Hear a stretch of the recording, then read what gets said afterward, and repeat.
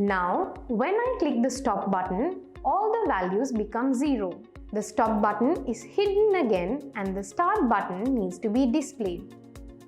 For that, I drag the on event block under UI controls like this.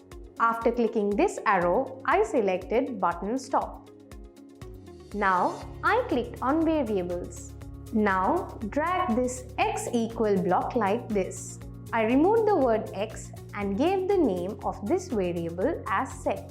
Here, I typed 0 because I want to make the seconds 0. Now I clicked on variables. Drag the block that says x equal like this. I removed the word x and gave the name of this variable as min. I typed 0 because I want to make the minutes 0.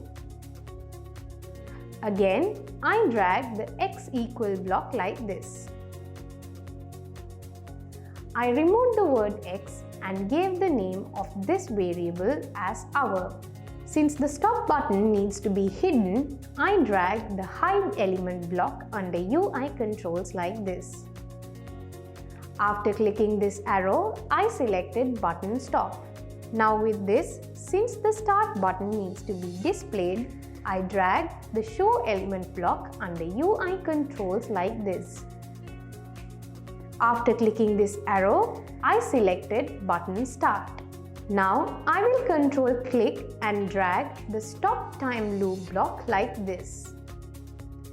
Click the run button and see if the stopwatch we created is working.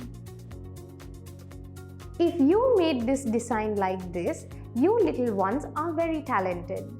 Don't forget to send your designs to me via WhatsApp to note 7681252244. Tell your friends also about the design you made today. One more thing, join the DP Coding School Telegram group. Try to be the DP Code Champ Best of the Week. Stay tuned. See you with another interesting lesson through DP Coding School. Have a nice day.